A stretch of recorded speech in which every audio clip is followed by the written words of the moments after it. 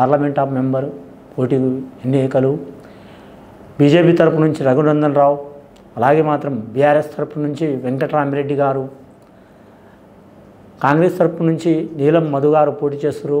వాళ్ళలో విజయం పొందే అవకాశం ఎవరికుందో, అపజయం పొందే అవకాశం ఎవరికుందో, మెదక్ ప్రాంతం నుంచి మన మెదక్ ప్రాంతం నుంచి ముగ్గురులో ఎవరు గెలిచే అవకాశం ఉన్నది? బీఆర్ఎస్ పార్టీ వారికి ఉందా, బీజేపీ పార్టీకి ఉందా, కాంగ్రెస్ పార్టీకి ఉందా? మన జానకిరామ్ని అడిగి చూద్దామండి. మెదక్ ప్రాంతం నుంచి రఘునందన్ రావు గారు గెలుస్తారా? బీజేపీ పార్టీ నుంచి కాంగ్రెస్ పార్టీ నీలం మధు గారు గెలుస్తారా? ఇవ్వండి బీఆర్ఎస్ పార్టీ వెంకటరామరెడ్డి గారు గెలుస్తారా? చూడు జానకిరామ్ ప్రశ్న యోగ బలం ఎలా ఉంది చూడు.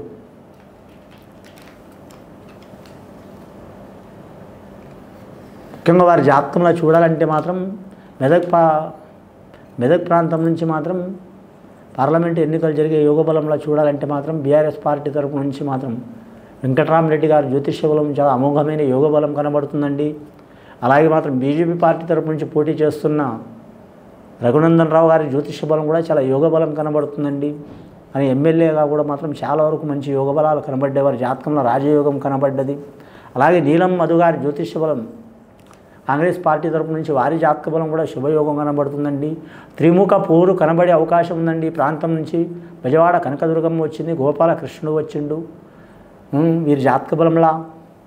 కానీ వీరి జాతకంలో చూడాలంటే మాత్రం ముఖ్యంగా ఈ ప్రాంతం నుంచి త్రిముఖ పోరు కనబడే అవకాశం ఉంది. కానీ ముఖ్యంగా ముగ్గురు సరి సమాన యోగ బలం కనబడే అవకాశం ఉంది. కానీ కొద్దిపాటి కొన్ని వందల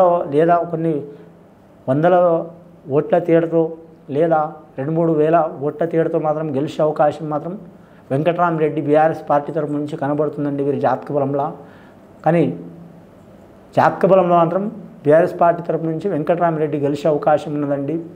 అని మాత్రం రఘునందన్ రావు గారు బీజేపీ పార్టీ నుంచి, అలాగే నీలం మధు గారు కాంగ్రెస్ పార్టీ తరపు నుంచి ఓడే అవకాశం ఎక్కువ కనిపిస్తుందండి.